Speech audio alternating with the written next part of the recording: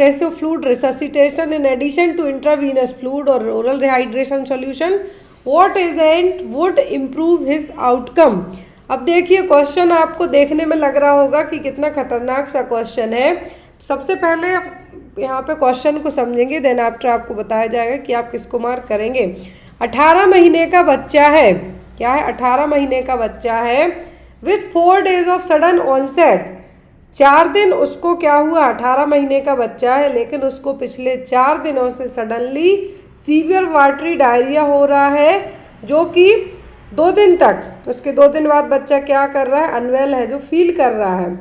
लेकिन यहाँ पर जो स्टूल पास किया उसने कितना, 15 time per day. Diarrhoea consider होता है जब more than 3 times per day से ज़्यादा है जो लिक्विड फॉर्म में स्टूल पास करे, वो डायरिया में कंसीडर होता है। यहाँ तो कितना हो गया, 15 डेज, कितना, 15 बार दिन में एक बार।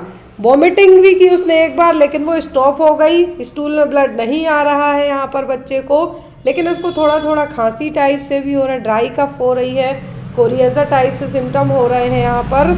और यहाँ पर ही not had a wet nappy for 24 hour, 24 घंटे से नेपी है जो वेट नहीं की, गीली नहीं की, मतलब यूरिन पास नहीं करी है उसने। और जब बच्चे की उम्र 12 महीने की थी तो उसने ब्रेस्ट फीडिंग भी स्टॉप कर दी थी। एग्जामिनेशन किया गया उसका तो पता चला बच्चा क्या है, डिहाइड्रेटेड है, टेम्परेचर 38.5 डिग्री सेंटीग्रेड निकला है, मतलब हाई है। टैकीकार्डिया भी हुआ है बच्चे को, टैकीकार्डिया मतलब कि हाई पल्स रेट भी यहाँ पर बच्चे की हो रही है, ब्रेडी में लो होगी, टैकी में हाई होगी। अब उसको क्या है, फ्लूइड रिससिटेट करना है, फ्लूइड है जो इंट्रावीनस फ्लूइड है जो एडमिनिस्टर करना है, ORS भी देना है, लेकिन उसके साथ साथ और क्या दिया जाना है बच्चे को, एस्कॉर्बिक एसिड, कोलेकैल्सिफेरॉल, मैग्नीशियम या फिर जिंक। तो यहाँ पर जितने भी लक्षण बताए गए हैं ये सब है रोटा वायरस के, इसके रोटा वायरस के। तो यहाँ पर ट्रीटमेंट के लिए ORS भी दिया जा रहा है, फ्लूइड भी दिया जा रहा है, लेकिन यहाँ पर जो सिम्टम है किसके हैं, रोटा वायरस के। पूरे लक्षण यहाँ पे आपको क्या है बताए गए हैं रोटा वायरस इन्फेक्शन के। इसमें होता क्या है कि बच्चे को 10-15 बार तक बच्चा क्या करेगा, स्टूल पास करेगा, लूज मोशन होंगे उसको बहुत ज़्यादा।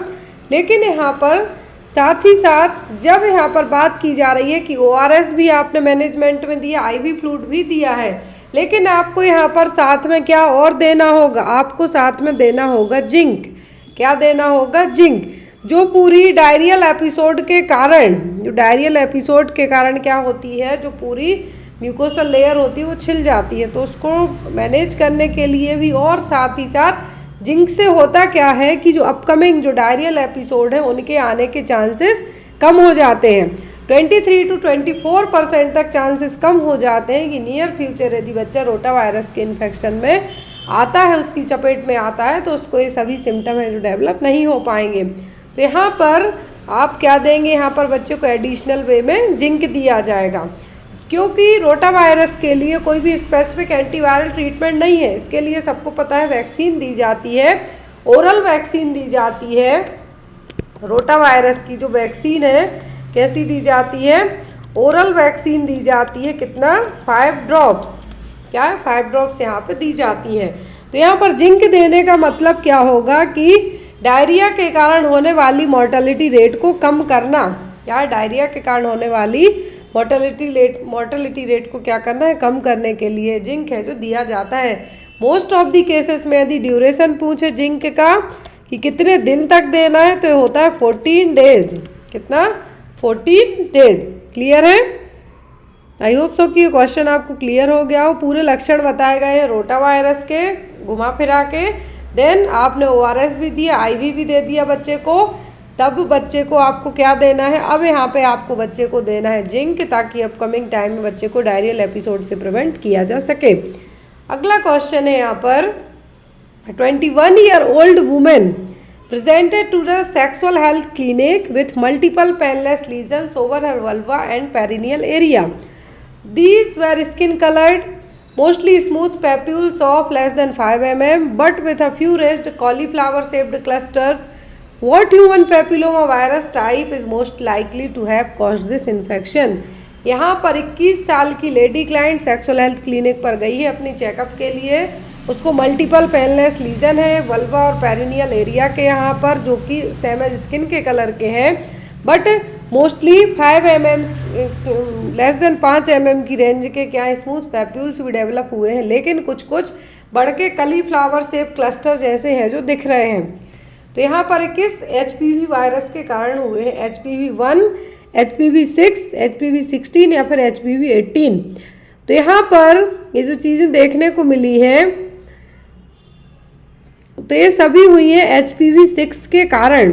इसके कारण ह्यूमन पेपिलोमा वायरस 6 के कारण यहाँ पर जो कॉलीफ्लावर क्लस्टर शेप में कुछ पैप्यूल्स बढ़ गए हैं वो, और जो पैप्यूल्स हैं वो स्किन के ही कलर के हैं लेकिन इनकी साइज बड़ी है।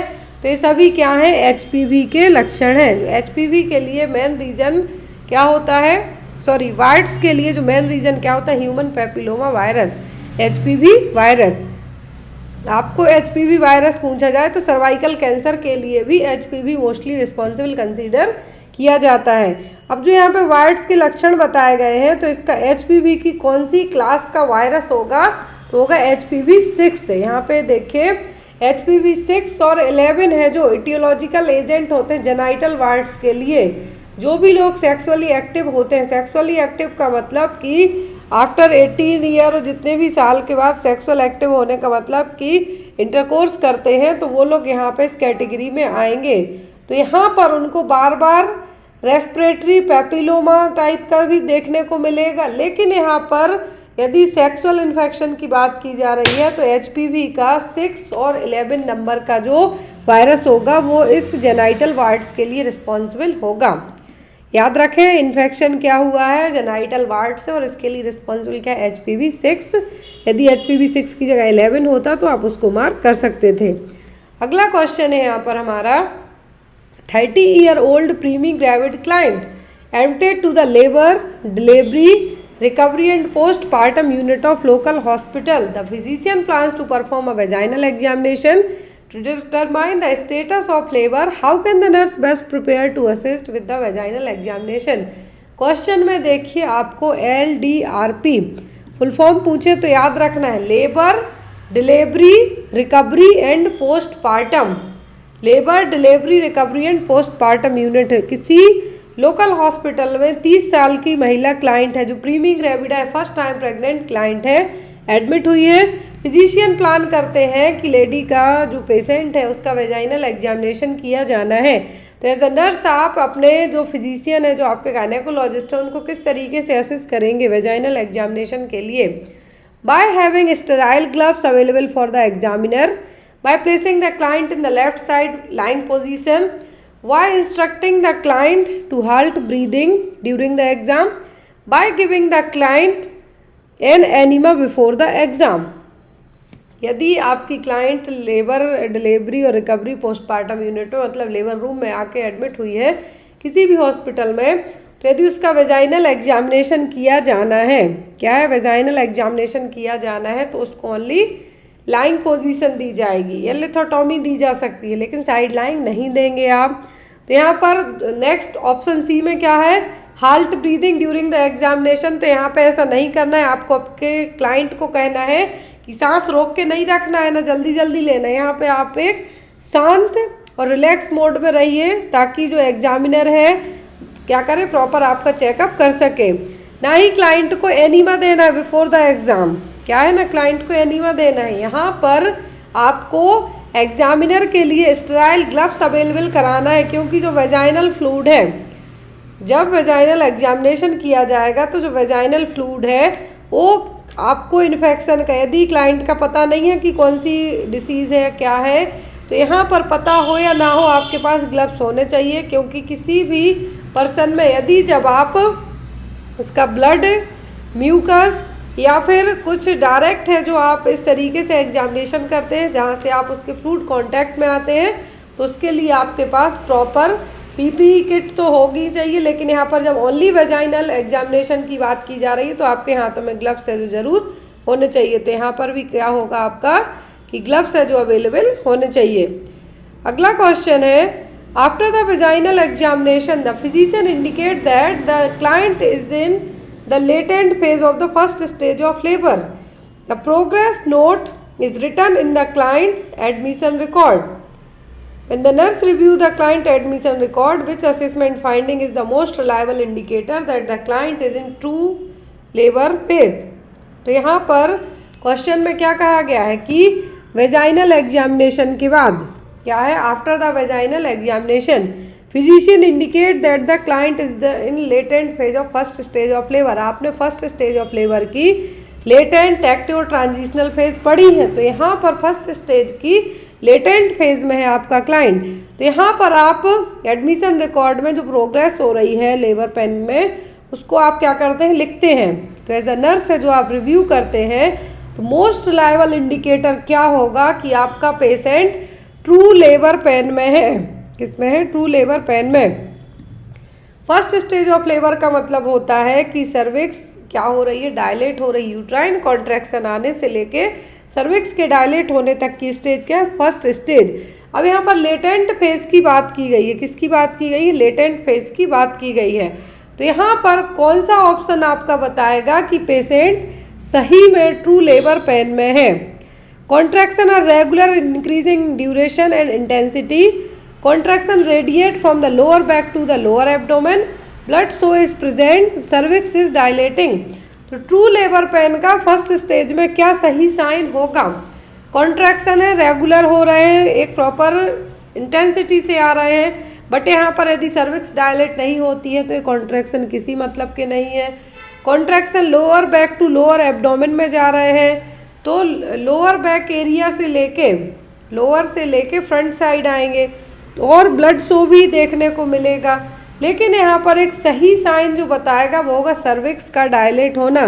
फर्स्ट स्टेज ऑफ लेबर में सबसे सही यहाँ पर एज पर ऑप्शन के सही तरीके से यदि सर्विक्स डायलेशन नहीं होता तब आप इनमें से किसी एक को मार्क कर सकते थे, बट यहाँ पर जब सर्विक्स डायलेटेशन है फर्स्ट स्टेज का, तो पहला फर्स्ट स्टेज में होता क्या है, सर्विक्स है जो डायलेट होगी। क्या होगी? सर्विक्स है जो डायलेट होगी। दूसरे में क्या होगा, बच्चा बाहर आता है, और सर्विक्स कितनी डायलेट होती है पहली स्टेज में? 10 सेंटीमीटर। दूसरे में क्या होगा, बच्चा बाहर आएगा। तीसरी स्टेज में प्लेसेंटा आता है, और चौथी में हम क्लाइंट को आपके ऑब्जर्व करेंगे। अगला क्वेश्चन है यहाँ पे हमारा, the client arrives at the hospital and is admitted to the labour delivery recovery and postpartum unit. Nurse obtains the client's health and pregnancy history. As the nurse collects the client's history, which question has the lowest priority? तो यहाँ पर आप बताइए कि यदि आपका client hospital में आया है, labour delivery recovery postmortem room LDRP unit में एडमिट हुआ है, तो एज अ नर्स आप उसकी प्रेगनेंसी हिस्ट्री क्या करते हैं, कलेक्ट करते हैं। तो यहाँ पर आप सभी हिस्ट्री कलेक्ट करते हैं, लेकिन लोएस्ट प्रायोरिटी किसको देंगे? लोएस्ट प्रायोरिटी मतलब सबसे कम प्रायोरिटी किसको देंगे आप? यदि आपकी क्लाइंट लेबर रूम में आके एडमिट हुई है, प्रेगनेंसी हेल्थ हिस्ट्री कलेक्ट की जा रही है, सबसे लोएस्ट प्रायोरिटी किसको देंगे? When did you last eat? Have you ever had an enema? When did your contraction starts? When is your baby due? सबसे कम प्रायोरिटी वाला ऑप्शन यहाँ पे क्या होगा आपका? ड्यू डेट तो पूछी जाती है। क्यों पूछी जाती है? कि आपका LMP कब रहा और डिलीवरी कब होने वाली है, तो वो तो ड्यू डेट पूछेंगे। कॉन्ट्रैक्शन कब से आना स्टार्ट हुए ये भी पूछेंगे, मतलब आपको दर्द कब से स्टार्ट हो रहा है, कब से फील हो रहा है कि कॉन्ट्रैक्शन आ रहे हैं। आपने लास्ट टाइम कब खाया था? खाने के लिए इसलिए पूछा जा रहा है कि इनकेस क्लाइंट को एडमिट किया जाता है और एनेस्थीसिया वगैरह दिया जाना होता है, तो जनरली नील पर ओरल रखा जाता है, तो इसलिए आप खाने के लिए भी पूछेंगे कि आपने लास्ट टाइम कब खाया था। यहाँ पर लेकिन have you ever had an enema, ये आपका सबसे लोएस्ट प्रायोरिटी क्वेश्चन होगा। क्या होगा? सबसे लोएस्ट प्रायोरिटी क्वेश्चन है जो होगा। क्वेश्चन क्या होगा? Have you ever had an enema. क्या है? Have you ever had an enema. बाकी खाने की हिस्ट्री आपको पूछ लेनी है। खाने की इसलिए पूछना है कि एनेस्थीसिया वगैरह दिया जाएगा तो पता रहे कॉन्ट्रैक्शन कब से आ रहा है, ड्यू डेट कब है, या फिर आपको कुछ ब्लड या लीकेज हो रहा है तो ये कब से हो रहा है, कितने टाइम से हो रहा है, कितने वीक आपको हो गए हैं प्रेगनेंसी को, तो वो सब चीज़ें आपको पूछना है। लेकिन लोएस्ट प्रायोरिटी क्या होगी आपकी? When did you last eat. Next is The client informs the nurse about a previous admission to the unit 3 days ago with false labor. Which assessment made by the client indicate a characteristic of Braxton Hicks contraction? Braxton Hicks contraction यहाँ पर कौन सा है जो point बताएगा? Client यहाँ पर क्या है? Client informs the nurse about a previous admission to the unit 3 days ago. False labour pain के लिए क्लाइंट है जो एडमिट हुआ है. तो यहाँ पर आप बताइए कि ब्रैक्सटन हिक्स कॉन्ट्रैक्शन के लिए क्या पॉइंट सही होगा? The contraction are less strong when I walk. The contraction are regular and I can time them. The contraction get stronger no matter what I am doing. The contraction start in my lower back. तो यहाँ पर आपको सभी true labour pain के sign है, लेकिन यहाँ पर आपको कोई एक पहचानना है जो फॉल्स लेबर का है, जिसको हम ब्रैक्सटन हिक्स कॉन्ट्रैक्शन की कैटेगरी में रख सकते हैं. तो जब भी ट्रू लेबर पेन का आना स्टार्ट होता है, सही लेबर पेन आते हैं, तो वो हमेशा लोअर बैक से स्टार्ट होते हैं. और चाहे आप खा लो, पी लो, सो लो, लेट जाओ, कुछ भी कर लो, वॉक कर लो, लेकिन वो कॉन्ट्रैक्शन के रेगुलर होने के साथ साथ धीरे धीरे उनकी इंटेंसिटी, फ्रिक्वेंसी दोनों क्या होगी? बढ़ती जाएगी. तो ऐसे ही यहाँ पे कहा है. तो ये ट्रू लेबर पेन का हो गया आपका. क्या है आपका? तो ये भी ट्रू लेबर पेन का हो गया. दूसरे में भी कॉन्ट्रैक्शन क्या हो रहा है? स्ट्रॉन्ग होते जा रहे हैं, तो ये भी आपका ट्रू लेबर पेन है. फिर द कॉन्ट्रैक्शन आर रेगुलर होते जा रहे हैं, मतलब आपके बढ़ते ही जा रहे हैं. लेकिन यहाँ पर जब आप वॉक करते हैं तो आपके कॉन्ट्रैक्शन क्या हो जाए? लेस स्ट्रॉन्ग हो जाए, मतलब कम हो जाए या लेट जाए तो ठीक हो जाए. वो आपका क्या होगा? Braxton Hicks contraction. क्लियर? अगला क्वेश्चन है हमारा. During the admission process the nurse obtains the client's vital signs. Where is the most appropriate time to take the client blood pressure? तो एडमिशन के टाइम पर आपके क्लाइंट का, आप admission के टाइम पर यदि बीपी चेक करना चाह रहे हैं तो सही टाइम क्या होगा? After a contraction before the next one begins, at the end of contraction before it is complete, at the onset of the contraction before its peak intensity, midway in the contraction when it is at its greatest intensity. तो यदि contraction आ रहे हैं, patient first stage में है, labour की contraction आ रहा है, लेकिन आपको उसका बीपी चेक करना है, तो आप कब करेंगे? पहले ऑप्शन में क्या कहा गया? After a contraction before the next one begin. पहले ऑप्शन में कहा है कि एक कॉन्ट्रैक्शन ख़त्म होता है लेकिन दूसरे आने के पहले, मतलब जो बीच का टाइम है, पहला ख़त्म हुआ, उसके बीच का जो टाइम है उसमें चेक करना है, लेकिन नेक्स्ट के आने के पहले. दूसरे में कहा है eight the end of contraction before it is complete. Contraction आने के बाद लेकिन वो कंप्लीट ना हो पाए उसके पहले.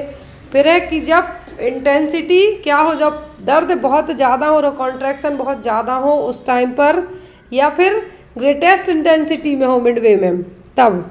तो यहाँ पर जब यदि ग्रेटेस्ट में हो या फिर एंड में हो या कंप्लीट में हो, इस दौरान बीपी चेक करते हैं तो बीपी फ्लक्चुएट हो सकता है, क्योंकि इस दौरान प्रेशर भी बहुत ज़्यादा रहता है. लेकिन जब एक contraction after a contraction before the next one, एक ख़त्म हुआ है, दूसरे आने के पहले का जो ड्यूरेशन है, पहले आने का ड्यूरेशन, उस दौरान आप बीपी है जो चेक कर सकते हैं. एक आपके लिए अप्रोप्रिएट टाइमिंग होगी. जैसा मैंने कहा कि एक ख़त्म हुआ लेकिन दूसरा क्या है, दूसरा कंप्लीट नहीं हो पाया, उस दौरान लेते तो भी आपकी बीपी रीडिंग है जो क्या होगी? फ्लक्चुएट आ सकती है. तो यहाँ पे क्या करना है? After a contraction before the next one begin. Next one, 29-year-old multiparous client who has had an uneventful healthy pregnancy is admitted to the hospital. The physician informs the client that the active phase of the first stage of labor is in progress. The record also shows that the full-term baby is in the left occipital-posterior position when the fetus is in LOP, left occipital-posterior position. Which nursing intervention is most appropriate? Question में देखिए कहा गया है 29 साल की multiparous client है, मतलब इसके पहले भी उसने कई बार प्रेगनेंसी कंसीव की है, लेकिन उसकी ये क्या है? अनवांटेड टाइप की प्रेगनेंसी हो गई, हॉस्पिटल में एडमिट हुई है, फर्स्ट स्टेज ऑफ लेबर में है, मतलब कॉन्ट्रैक्शन उसको आ रहे हैं, फर्स्ट स्टेज ऑफ लेबर की एक्टिव फेज में है. बच्चा फुली टर्म में, मतलब 37 हफ्ते कंप्लीट कर गया है, लेकिन लेफ्ट ऑक्सीपिटो पोस्टीरियर पोजीशन में है। किसमें? लेफ्ट ऑक्सीपिटो पोस्टीरियर पोजीशन में है। जब foetus left occipito posterior position में होगा तो एज अ नर्स आपका इंटरवेंशन क्या होगा? Assessing the client to the knee chest position to relieve back pain, placing the client in trendline work position to prevent cord prolapse, या फिर assisting with preparation of equipment for precipitous delivery, या फिर having the client void frequently to minimise displacement of the uterus. क्या है? Multiparous client है। क्या है? Multiparous client है। आपकी फर्स्ट एक्टिव फेज में है, फर्स्ट स्टेज की एक्टिव फेज में है। फुल टर्म है, 37 हफ्ते कंप्लीट हो गए हैं। लेकिन फुल टर्म बेबी की जो पोजीशन है वो क्या है? लेफ्ट ऑक्सीपिटो पोस्टीरियर पोजीशन में है। तो एलओपी में एज ए नर्सिंग आप क्या करेंगे?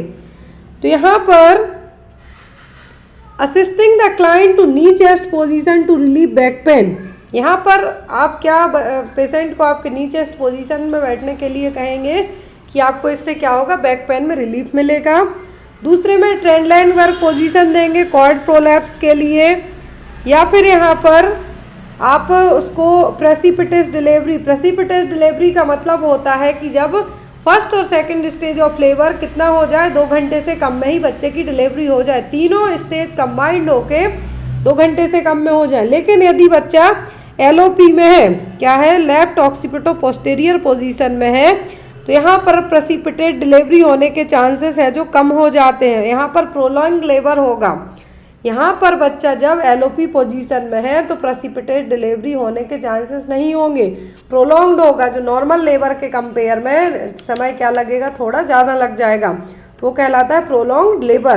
तो यहाँ पर आपका ऑप्शन सी नहीं होगा। फिर है having the client void frequently to minimise displacement of the uterus.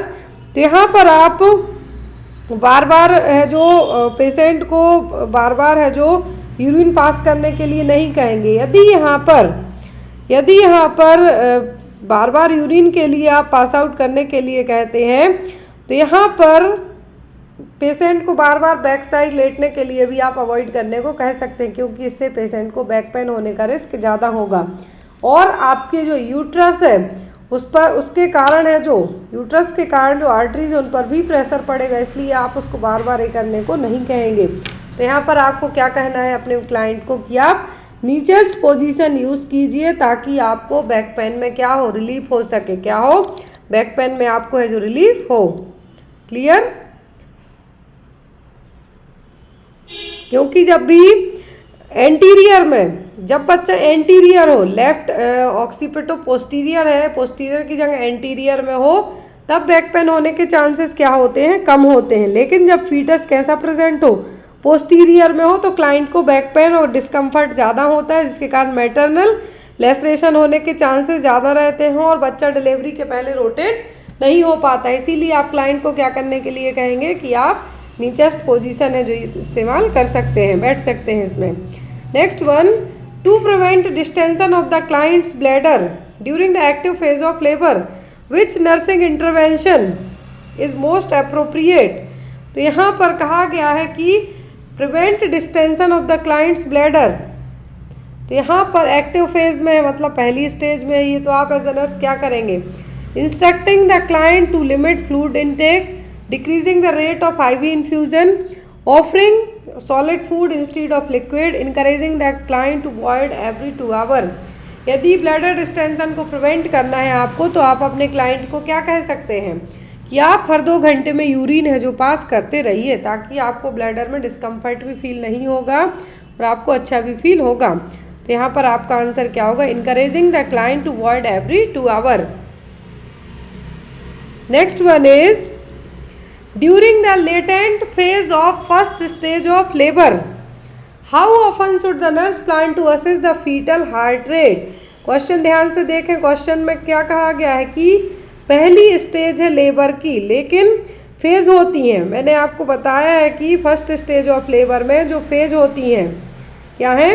First stage of labour में टोटल 3 फेज होती हैं, लेटेंट, एक्टिव और ट्रांजिशनल फेज। तो यहाँ पर जब तीनों फेज होंगी, तो लेटेंट मतलब शुरुआती फेज, जिसमें कॉन्ट्रैक्शन कैसे आते हैं? स्लो आते हैं। कैसे आएंगे? स्लो आएंगे। तो यहाँ पर यदि आपको कहा गया है कि आप फीटल हार्ट रेट कितने टाइम में चेक करेंगे, फीटल हार्ट रेट आप कितने टाइम में चेक करेंगे, तो यहाँ पर यदि लेटेंट की हम बात करें, क्या है, लेटेंट की बात करें तो इसमें सर्विक्स डायलेट होती है 0 से 3 सेंटीमीटर। क्या है, सर्विक्स का यहाँ पर एक क्या है, डायलेटेशन है 0 to 3 सेंटीमीटर। इसमें यहाँ पर जनरली ये कितने चलती है, 6 से 8 घंटे तक चलेगी। फिर आपकी सेकंड में आती है एक्टिव। क्या है, एक्टिव, जिसमें 4 to 7 सेंटीमीटर क्या होगी, सर्विक्स है जो डायलेटेशन देखने को मिलेगा सर्विक्स का। और जो जनरली यदि प्रीमी पैरा है, मतलब पहली बार प्रेगनेंसी है तो 4.5 घंटे, मल्टी है तो 2 और 2.5 घंटे में। फिर आपकी आती है ट्रांजिशनल। क्या है, ट्रांजिशनल, मतलब इसमें इतने फास्ट कॉन्ट्रैक्शन आते हैं और इसमें सर्विक्स है जो 7 to 10 सेंटीमीटर तक क्या हो जाती है, डायलेट हो जाती है। तो ये तीनों फेज हो गई। अब यहाँ पे लेटेंट फेज की बात की गई है, फर्स्ट स्टेज ऑफ लेबर की लेटेंट फेज की बात की गई है। तो आप यहाँ पर कितने टाइम में FHR चेक करेंगे, 5 to 10 मिनट, 15 मिनट में, 15 से 30 मिनट, 30 से 60 मिनट या 60 से 90 मिनट में। तो लेटेंट फेज मतलब फर्स्ट है, मतलब कॉन्ट्रैक्शन स्लो आएंगे यहाँ पर। तो यहाँ पर आपको फीटल हार्ट रेट चेक करने की ज़रूरत पड़ेगी कितने में, हर 30 मिनट से लेके 60 मिनट में, मतलब 30 मिनट से लेके 1 घंटे के अंदर आप यहाँ पे FHR को चेक कर सकते हैं। क्लियर। लेकिन यदि जब यही बात की जाती एक्टिव फेज में, किसमें, एक्टिव फेज में चेक करने की, तब यहाँ पर एवरी 15 मिनट्स, क्या है, आपको एवरी 15 मिनट्स है जो क्या चेक करना था, FHR चेक करना था। यदि यही चीज़ ट्रांजिशनल फेज में कही जाती तो 5 मिनट में, कितने में, हर 5 मिनट में चेक करना था। तो यहाँ पर यदि आपको जो ऑप्शन देख रहे हैं आप, तो यहाँ से आप समझिए, यदि आपको यहाँ पर क्या कह दिया जाए कि ये ट्रांजिशनल है तो 5 मिनट में, लेटेंट है मतलब 30 से 60 मिनट में, और एक्टिव है मतलब 15 मिनट में। क्या है, यहाँ पर एक्टिव है तो 15 मिनट में, याद रखिए आप। होता है तो हम लोग के यहाँ बुंदेलखंड में एक जो पैर है, पैर को लात भी कहते हैं, तो इससे भी याद रख सकते हैं, LAT। क्या है, LAT मतलब L मतलब पहले आ गया, फिर A और फिर T। Next one is the primi gravid client tells the nurse I plan to have an epidural for pain management and ask the nurse when can I expect to receive it. An epidural is best performed when the client is how many centimetre dilated. आपको सबसे पहले पता होना चाहिए कि epidural क्या है। Epidural का मतलब होता है ड्यूरिंग द लेबर आपको पेन क्या हो, कम फील हो, पेन क्या हो, कम फील हो। इसलिए नाउअडेज है जो हॉस्पिटल में जब भी क्लाइंट जाते हैं तो वहाँ पे उनको पहले से ही पूरी प्रोसेस बता दी जाती है कि यदि आपको नॉर्मल लेबर होता है इन केस और लेबर पेन वगैरह आते हैं तो लेबर पेन को मिनिमाइज़ करने के लिए आप एपिड्यूरल है जो ले सकते हैं। तो यहाँ पर क्लाइंट आपकी बताती है नर्स को कि उन्होंने प्लान किया है कि एपिड्यूरल दिया जाएगा पेन मैनेजमेंट के लिए। तो वो नर्स से पूछती है कि मुझे एपिड्यूरल कब दिया जाएगा। तो एज ए नर्स आपको पता होना चाहिए कि सर्विक्स कितने सेंटीमीटर डायलेट हो जाए तब एपिड्यूरल देंगे। 3 से 4 सेंटीमीटर में, 5 से 6 सेंटीमीटर, 7 to 8 सेंटीमीटर और 9 to 10 सेंटीमीटर में। तो यहाँ पर ये कब दिया जाएगा, यदि प्रीमी ग्रेविडा क्लाइंट है, पहली बार प्रेगनेंसी है उसकी, जनरली ये 5 से 6 सेंटीमीटर में दिया जाएगा।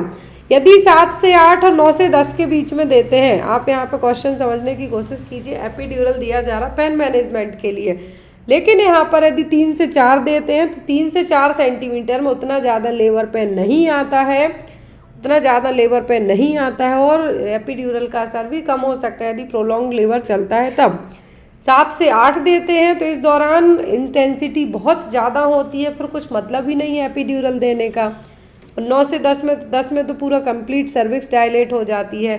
तो यहाँ पर प्रीमी ग्रेविडा में दिया जाएगा कितना, 5 से 6 सेंटीमीटर डायलेटेशन में। यदि क्लाइंट आपकी क्या है, मल्टी ग्रेविडा है, क्या है, मल्टी ग्रेविडा है, तो जब सर्विक्स 3 to 4 सेंटीमीटर डायलेट हो तब दिया जाएगा। इसमें मल्टी ग्रेविडा में 3 से 4 सेंटीमीटर में, लेकिन प्रीमी है तो 5 से 6 में दिया जा रहा है, क्योंकि मल्टी ग्रेविडा में क्या होगा, 3 से 4 सेंटीमीटर यदि सर्विक्स डायलेट हो गई तो क्योंकि प्रीवियस प्रेगनेंसी और प्रीवियस डिलीवरी के कारण उनकी जो मसल्स है एज़ कम्पेयर टू प्रीमी के क्या है, फ्लेक्सिबल है, स्ट्रेचेबल है। बट प्रीमी ग्रेविडा में ऐसा नहीं है। तो जब 5 से 6 सेंटीमीटर सर्विक्स डायलेट होगी उस दौरान एपिड्यूरल है जो दिया जाएगा। Next one is registered nurse perform a vaginal examination of the client. Nurse determine that the labour is progressing and the cervix is dilated 6 centimetre. When assessing the frequency and duration of the client's contraction during this phase of labor, nurse expect to find that the contraction are occurring every 3 to 5 minutes, lasting up to how many second? Question देखें कि एक registered nurse है, vaginal examination perform कर रही है, तो progress में है लेबर, सर्विक्स कितनी डायलेट हो गई है, 6 सेंटीमीटर। कितनी डायलेट है सर्विक्स यहाँ पर, 6 सेंटीमीटर है। जब वो फ्रिक्वेंसी ड्यूरेशन है जो असिस्ट करती है कॉन्ट्रैक्शन का, तो यहाँ पर एज अ नर्स आप एक्सपेक्ट करते हैं कि यदि कॉन्ट्रैक्शन 3 से 5 मिनट में आ रहे हैं तो ये कितने सेकेंड्स तक चलेंगे, 30 सेकेंड, 40 सेकेंड या 90 सेकेंड तक। तो यहाँ पर जनरली जब कॉन्ट्रैक्शन 3 से 5 मिनट में आ रहे हैं, 3 से 5 मिनट में आ रहा है मतलब किस फेज़ में है क्लाइंट आपकी, एक्टिव फेज़ में। किसमें, एक्टिव फेज़ में। लेटेंट फेज़ हमने पढ़ ली है, लेटेंट के बाद की होती है एक्टिव और लास्ट में आती है ट्रांजिशनल। तो ये 3 से 5 मिनट में आ रहा है मतलब क्या है, ये आ रहे हैं आपके कितने सेकेंड्स के लिए, lasting up to how many second, that is for 60 second. 3 से 5 मिनट में आ रहे हैं मतलब ये क्या है, यहाँ पर एक्टिव फेज़ है। यहाँ पे मैं ब्रैकेट में लिख देती हूँ, ये क्या है यहाँ पर, एक्टिव फेज़ है लेबर की। कौन सी फेज़ है, एक्टिव फेज़ है। तो यहाँ पर एक्टिव फेज़ है फर्स्ट स्टेज ऑफ लेबर की, फर्स्ट स्टेज ऑफ लेबर की क्या है, एक्टिव फेज़ है। तो यहाँ पर फर्स्ट स्टेज ऑफ लेबर की एक्टिव फेज़ में कॉन्ट्रैक्शन कितने होंगे, 3 से 5 मिनट में आते हैं तो ये 60 सेकेंड्स तक के लिए हो सकते हैं। लेकिन जब यही कॉन्ट्रैक्शन क्या है, यही कॉन्ट्रैक्शन आते हैं आपके, कितने आते हैं, यही कॉन्ट्रैक्शन आते हैं किसमें, आपकी लेटेंट फेज़ में। किसमें आएंगे, लेटेंट फेज़ में। तो ये होते हैं जनरली आपके कितने, 30 सेकेंड के। ये लेटेंट में आएंगे तो 30 सेकेंड्स के होंगे। हाँ, क्योंकि ये थोड़ा लेट आएंगे। लेटेंट में क्या होगा, कॉन्ट्रैक्शन स्लोली आते हैं, क्या होंगे, स्लोली आते हैं और ये कम टाइम के लिए होते हैं। तो ये यहाँ पर आपका क्या होगा, ये होंगे आपके लेटेंट के 30 सेकेंड में और एक्टिव में कितना, 60 में।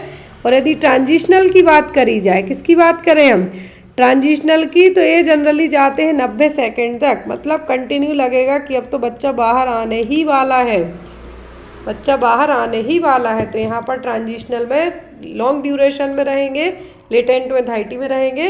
पहले 30, 60, 90 ऐसे याद रखें तो ज़्यादा बेस्ट होगा, 30, 60, 90। Next one is labor has progressed and the client enters the transitional phase of the first stage of labor. Which assessment finding can the nurse expect to observe during this phase? तो यहाँ पर labour progress में है, client है जो first stage of labour की transitional phase में, मतलब लास्ट फेज में फर्स्ट स्टेज की। तो कौन सी फाइंडिंग बताएगी कि ये फेज है जो ख़त्म होने को है, cervix dilated to 10 centimetre, crowning of the presenting part, increase blood show, contraction lasting up to 60 second. तो हमने जस्ट अभी पढ़ा कि जो यहाँ पर ट्रांजिशनल फेज होती है कॉन्ट्रैक्शन कितने होते हैं, 90 सेकेंड के। तो लास्ट ऑप्शन तो आपका होगा नहीं। फिर ब्लड शो देखने को बहुत ज़्यादा मिलेगा क्योंकि ट्रांजिशनल फेज में जो सर्विक्स 7 से 10 सेंटीमीटर तक डायलेट होती है तो ब्लड शो बहुत ज़्यादा होगा। क्राउनिंग प्रेजेंटिंग पार्ट होती है सेकेंड में तो ये नहीं होगा। सर्विक्स डायलेट इसी स्टेज में होगी, लेकिन यहाँ पर बेस्ट फाइंडिंग क्या होगी इस फेज को ऑब्जर्व करने की, ब्लडी शो है जो ज़्यादा देखने को मिलेगा। क्या है, गस ऑफ वेजाइन, ब्लड है यहाँ पर बहुत ज़्यादा देखने को मिलेगा। सर्वाइकल कैप लग जाता है प्रेगनेंसी कंसीव करने के बाद, तो वही कैप ओपन हो जाता है इस दौरान। तो यहाँ पर क्या होगा आपका, increase bloody show. Next one, Which nursing action is best for meeting the client's need during the transitional phase? तो यहाँ पर एज अ नर्स सबसे बेस्ट एक्शन आपका क्या होगा ट्रांजिशनल फेज में, encouraging the client to emulate, apprising the client frequently, instructing the client to push with each contraction, massaging the client back between contraction. मरीज आपका, पेशेंट आपका transitional phase में, मतलब लास्ट फेज में जो कॉन्ट्रैक्शन आ रहे हैं, सर्विक्स फुली डायलेट होने वाली है इस फेज में आपकी, तो यहाँ पर क्लाइंट को एमुलेट करने को कहेंगे, बिल्कुल भी नहीं करना है आपको। यहाँ पर क्लाइंट को पुश करने के लिए कहेंगे हर एक, उसके बाद तो ये भी नहीं आपको करना है। मसाज करना है क्लाइंट्स के बैक में, बिल्कुल भी नहीं यहाँ पे तो करना है। यहाँ पे फंडल मसाज की जाएगी, बैक मसाज क्यों करेंगे? तो यहाँ पर आपका जो ऑप्शन डी है, सी है और ए है, तीनों नहीं होंगे। आपका आंसर होगा क्या? Pricing the clients frequently. आपको अपने क्लाइंट को क्या करना है, एक तरीके से उसको मेंटली सपोर्ट करना है, उसको बार बार कहना है कि यस आप बहुत अच्छा कर रहे हैं, बस थोड़ा सा और पुश कीजिए। लेकिन क्लाइंट को आप यहाँ पर हर एक कॉन्ट्रैक्शन में पुश करने को एडवाइस नहीं कर सकते यहाँ पे, क्योंकि इस दौरान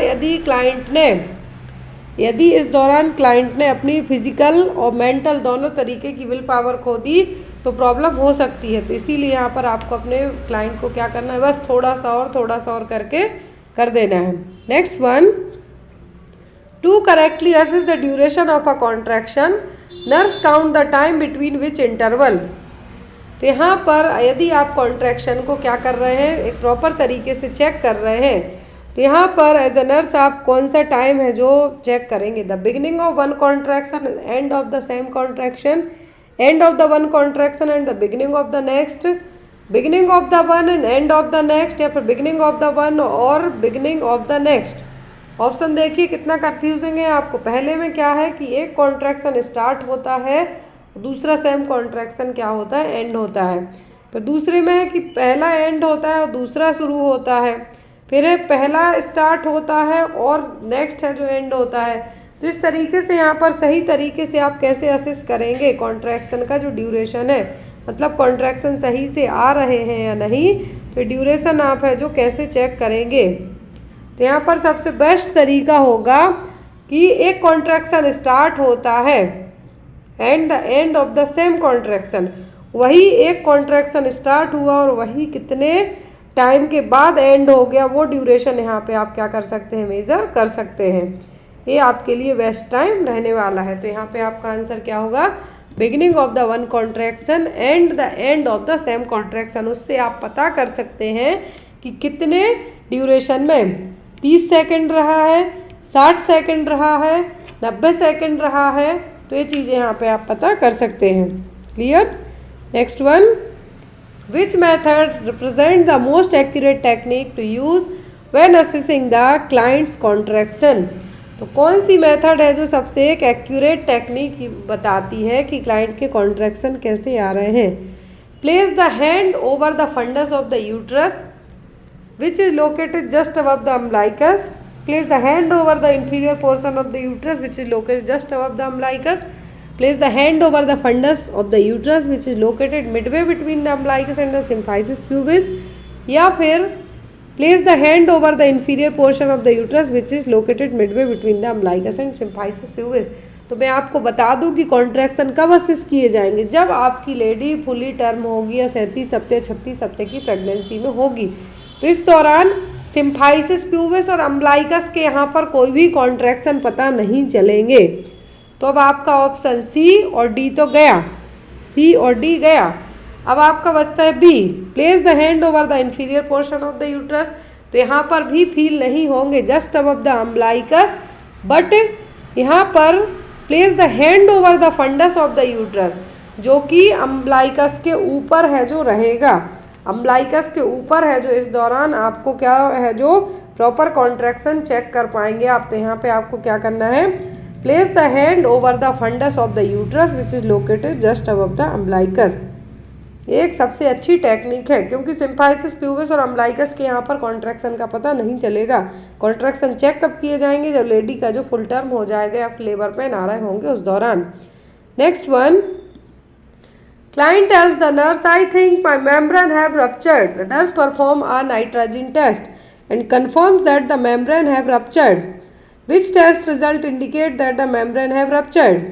यहाँ पर एक टेस्ट परफॉर्म किया जाता है, इस टेस्ट का नाम है क्या? Nitrogen test. एक क्लाइंट आपकी कहती है आके कि मेम्ब्रेन रप्चर हो गई है, उसको लग रहा है कि मेम्ब्रेन रप्चर हो गई है, तो यहाँ पर उसको कंफर्म करने के लिए कि रियल में मेम्ब्रेन रप्चर हुई है, क्या करेंगे, तो यहाँ पर नाइट्रोजन टेस्ट किया गया।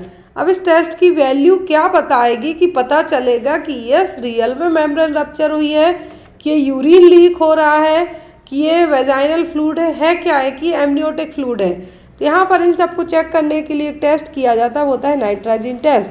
ऑप्शन में है यहाँ पर test strip turns blue, test strip turns yellow, test strip turns red या टेस्ट स्ट्रिप टर्न्स ग्रीन। तो यहाँ पे मैं बता दूँ जो नाइट्रोजन टेस्ट है ये जो वेजाइनल एरिया का जो स्पेसिमेन है वो कलेक्ट करके किया जाएगा। यदि इनकेस मेम्ब्रेन रप्चर हुई होगी तो टेस्ट करते हैं नाइट्रोजन टेस्ट एक स्ट्रिप के ऊपर, तो यहाँ पर स्ट्रिप कैसी हो जाएगी, ब्लू कलर की हो जाएगी। कैसी हो जाएगी, ब्लू कलर की हो जाएगी, क्योंकि वेजाइनल यदि वेजाइना के यहाँ का जो भी मटेरियल है, जो भी म्यूकस है, जो भी चीज़ें हैं तो कैसी होती हैं, एसिडिक होंगी। कैसी होंगी, एसिडिक वे में होंगी। तो यहाँ पर ब्लू नहीं होंगी। यदि एल्कलाइन नेचर होता है, एमनियोटिक फ्लूइड का नेचर कैसा होता है, एल्कलाइन नेचर का होता है, तो ये स्ट्रिप कैसी हो जाएगी, ब्लू कलर की हो जाएगी। और यहाँ पर यदि फॉल्स रिजल्ट आता है तो जनरली यहाँ पर येलो हो सकती है या ग्रीन हो सकती है। तो ये जनरली फॉल्स आता है, मतलब यूरिन होगा, ब्लड होगा या सीमेन होगा या कुछ ट्राइकोमोनियासिस इन्फेक्शन होगा या कुछ और अदर प्रॉब्लम होगी। लेकिन यदि एमनियोटिक फ्लूइड लीक हो रहा होगा तो ये जो स्ट्रिप है कैसी होगी, ब्लू कलर की हो जाएगी। इसको कहते हैं नाइट्रोजन पेपर टेस्ट। इससे पता चलता है कि ये जनरली यूज़ किया जाता है यदि प्रीटर्म डिलीवरी होने वाली हो। क्या है, प्रीटर्म डिलीवरी होने वाली हो तो उस दौरान चेक किया जाता है कि रियल में फ्लूइड लीक होना स्टार्ट हुआ है या नहीं। कहा गया है कि यदि आप ईसीटी देने वाले हैं, मतलब कि इलेक्ट्रोकन्वल्सिव थेरेपी, ईसीटी किसके लिए दी जाती है, जब मरीज है जो दवाइयों के थ्रू, मेडिकेशन के थ्रू ठीक ना हो रहा हो तब ईसीटी का उपयोग किया जाता है, इलेक्ट्रोकन्वल्सिव थेरेपी। तो इलेक्ट्रोकन्वल्सिव थेरेपी यदि दे रहे हैं हम किस तरीके से, यूनिलेटरल, यूनि मतलब सिंगल साइड, पर्सन क्या है, तो यहाँ पे कहा है कि सिर के किस तरफ आप इलेक्ट्रोड लगाएंगे। यदि पर्सन राइट हैंडेड है तब राइट साइड में, लेफ्ट साइड, इट में बी प्लेस्ड एट राइट और लेफ्ट या फिर in between right and left. तो यहाँ पर दोनों साइड तो लगाना नहीं है, क्योंकि यहाँ पर साफ साफ कहा गया है यूनिलेटरल ईसीटी। क्वेश्चन देखिए, क्वेश्चन में साफ साफ कहा गया है क्या, यूनिलेटरल ईसीटी यहाँ पे दी जानी है। जब भी मरीज को यूनिलेटरल ईसीटी दी जा रही है तो यहाँ पर किस तरफ है जो आप इलेक्ट्रोड लगाएंगे, वो पर्सन क्या है, राइट हैंडेड है। तो आप इस टाइम पे जब यदि पर्सन यूनिलेटरल में क्या होगा कि यदि पर्सन राइट हैंडेड पर्सन है तो ईसीटी के जो इलेक्ट्रोड्स हैं, जो दिमाग में लगाए जाने वाले इलेक्ट्रोड्स हैं, वो भी राइट साइड ही लगाए जाएंगे। कहाँ पर, हेड के राइट साइड में ही इलेक्ट्रोड्स को है जो लगाया जाएगा। क्लियर है। अब यहाँ पे हम ईसीटी के बारे में थोड़ा सा पढ़ेंगे जो आपको अपकमिंग एग्जाम में हेल्पफुल रहने वाला है, आपके लिए बहुत हेल्पफुल है। पहले पॉइंट में तो बताया गया है कि यूनिलेटरल ईसीटी है क्या। तो ईसीटी जनरली बेस्ड ऑन अलग अलग तरीके से होती है, मॉडिफाइड, अनमॉडिफाइड होगी, यूनिलेटरल होती है, बाइलेटरल भी होती है। तो जो बाइलेटरल ईसीटी है, यहाँ पर यूनिलेटरल कहा गया है, बाइलेटरल ईसीटी है। तो बाइलेटरल ईसीटी मतलब बाई मतलब दोनों तरफ, वन इलेक्ट्रोड प्लेस होगा लेफ्ट साइड में और दूसरा होगा राइट साइड में। यहाँ पे मैं आपको नोट कर देती हूँ कि जो बाइलेटरल ईसीटी है, स्पेलिंग मिस्टेक हो जाए तो आप थोड़ा सा समझ लीजिएगा। तो यहाँ पर जो वन इलेक्ट्रोड है, वन इलेक्ट्रोड कहाँ पे लगेगा, लेफ्ट साइड ऑफ हेड, और जो सेकंड इलेक्ट्रोड है, क्या है, सेकंड इलेक्ट्रोड है, वो लगेगा एक लेफ्ट में और एक राइट में। तो ये क्या हो गई, बाइलेटरल हो गई आपकी।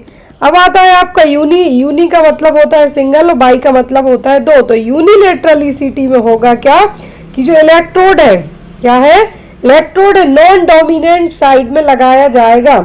Electrode placed on the non dominant side, क्या है, नॉन डोमिनेंट साइड मतलब जो चीज नॉन डोमिनेंट, वैसे जैसे हमारा हाथ है, राइट हैंड मोस्टली यूज करते हैं, तो वो हमारा कौन सा हैंड कहलाता है, डोमिनेंट हैंड, मतलब जो चीज ज्यादा यूज कर रहे हैं। नॉन डोमिनेंट मतलब कम यूज की जाने वाली। तो यहाँ पर ये आपका ये नहीं है कि राइट या फिर लेफ्ट है, यहाँ पर किसी एक तरफ। तो यूनिलेटरल ईसीटी में यदि राइट हैंडेड पर्सन है तो राइट साइड है जो ईसीटी लगाई जाएगी। क्लियर। अब ईसीटी के बारे में थोड़ा सा जानेंगे। ईसीटी है क्या, क्यों दी जाती है, किसको हमें नहीं देना है। तो इलेक्ट्रोकन्वल्सिव थेरेपी का इस्तेमाल क्या करने के लिए किया जाता है? यदि मरीज डिप्रेशन में चला गया, सिजोफ्रेनिया में चला गया, मेडिकेशन से क्या है उसको ठीक नहीं किया जा रहा है, कर पा रहे हैं, मेडिकेशन असर नहीं हो रही है, तब ईसीटी देंगे। ऐसा नहीं कि डायरेक्ट पर्सन को डिप्रेशन हुआ, सिजोफ्रेनिया हुआ, आप ईसीटी दे दें, तो ऐसा नहीं है। ईसीटी की जो पहली बार ईसीटी को इंट्रोड्यूस किया गया था वो किया गया था अप्रैल 1938 में कार्लेटी एंड बिन्नी ने। इन दो साइकेट्रिस्ट के नाम याद रखिए, एग्जाम में आते हैं। ईसीटी का जो आविष्कार कहें या इंट्रोड्यूस कहें हम तो 1938 में कार्लेटी एंड बिन्नी ने दिया था। अब यहाँ पर ईसीटी के थ्रू होता क्या है, एक तरीके के झटके ही देना, करंट ही देना। तो यहाँ पर artificial induction of grand mal seizure, क्या है यहाँ पर artificial induction of grand mal seizure दिया जा रहा है। मतलब दिमाग जो सुप्त हो चुका है उसको उठाने के लिए एक तरीके का करंट देना आर्टिफिशियल तरीके से, बाय इलेक्ट्रोड्स, इलेक्ट्रिकल करंट देना ग्रैंड माल सीजर लाने के लिए। अब इस ग्रैंड माल सीजर में टॉनिक फेज आती है 10 से 15 सेकंड की, क्लोनिक फेज आती है 30 से 60 सेकंड की। ड्यूरेशन और जो काउंटिंग वगैरह है वो आप याद रखिए, सेम एज एग्जाम में आपको आती है। ईसीटी से किया क्या जाना, तो आर्टिफिशियल इंड्यूस किए जा रहे हैं ग्रैंड माल सीजर। तो जब ईसीटी देते हैं तो ग्रैंड माल सीजर आएंगे तो टॉनिक फेज होगी 10 से 15 सेकंड की और क्लोनिक फेज होगी 30 से 60 सेकंड की। जब आप इलेक्ट्रोड्स ब्रेन पे लगा के इलेक्ट्रिकल सप्लाई करेंगे तब। अब यहाँ पर कितने वोल्ट तक का आप करंट दे सकते हैं, कितने ड्यूरेशन तक, तो ये करंट कभी भी 1.5 सेकंड से ज़्यादा आपको नहीं देना है। आपको एग्जाम में 1.5 सेकंड आएगा, 1.5 मिनट आएगा, 2 मिनट 2 सेकंड आएंगे। तो ये ड्यूरेशन हमेशा 0.32 1.5 सेकंड तक ही रखना है। इससे ज़्यादा यदि आप देंगे 2 मिनट का, यदि आपके ऑप्शन में 1 मिनट 2 मिनट है तो आपको मार्क नहीं करना है, मरीज सीधा निकल लेगा। 1.5-2 सेकंड तक ही देना है, इससे ज़्यादा नहीं देना है। और जो बोल्ट रहेगा वो होगा 70 से 120 बोल्ट, 70 to 120 बोल्ट है जो यहाँ पे यूज़ किया जाएगा। अल्टरनेटिंग करेंट्स की टोटल 50 साइकिल्स होंगे। अभी डिपेंड करता है, टोटल 50 साइकिल्स बताएं, डिपेंड करता है मरीज सिजोफ्रेनिया वाला है, डिप्रेशन वाला है, किस कैटेगरी का पेशेंट है। बट जो बोल्ट और ड्यूरेशन है सेम रहेगा, बट जो साइकिल्स है ये यहाँ पे इंटरप्ट हो सकती हैं। टाइप ऑफ ईसीटी तो एक होता है मॉडिफाइड, दूसरा होता है नॉन मॉडिफाइड। तो पहले हमें देखें ईसीटी के टाइप देखते हैं। तो ईसीटी है जनरली 2 तरीके की होती है, दो बेस्ड ऑन जो इलेक्ट्रोड प्लेस कर रहे हैं वो क्या है, बाइलेटरल यूनिलेटरल। अब होती है डायरेक्ट, मतलब यहाँ पर मेडिकेशन के बेस पर डायरेक्ट ईसीटी, बिना कोई दवाई दिए ईसीटी है जो दी जाए तब, बिना कोई मेडिकेशन के एनेस्थेटिक और मसल रिलैक्सेंट 2 चीज़ें यूज़ की जाती हैं। बिना कुछ दिए यदि जनरलाइज्ड कन्वर्जन लाए जा रहे हैं, ग्रैंड माल सीजर्स लाए जा रहे हैं, तो ये डायरेक्ट ईसीटी है। नाउअडेज इसका यूज़ नहीं किया जाता है क्योंकि इसके कारण डायरेक्ट ईसीटी में ना एनेस्थेटिक एजेंट देंगे ना मसल रिलैक्सेंट देंगे, मरीज को सीधा डायरेक्ट करंट देंगे तो जो कन्वर्जन्स आएंगे उसके कारण हड्डियां भी टूट सकती हैं, दांत डिसलोकेट हो सकते हैं। दूसरा आता है मॉडिफाइड जो यूज़ किया जाता है जिन भी लोगों ने अपने जीएनएम और बीएससी नर्सिंग में साइकेट्रिक हॉस्पिटल में ट्रेनिंग ली होगी, उन्होंने प्रोसीजर होते हुए देखे होंगे, या फिर साइकेट्रिक हॉस्पिटल में आप जॉब करते हैं तो वहाँ आपको देखने को मिल जाएंगे। मॉडिफाइड ईसीटी में होता क्या है कि मसल रिलैक्सेंट भी दिए जाते हैं। क्या है, मसल रिलैक्सेंट के तौर पे सक्सिनाइल कोलिन दिया जाता है और एनेस्थेटिक एजेंट दिया जाता है जिसके कारण हम फ्रैक्चर के रिस्क को कम कर सकते हैं। क्या है, फ्रैक्चर रिस्क को कम कर सकते हैं।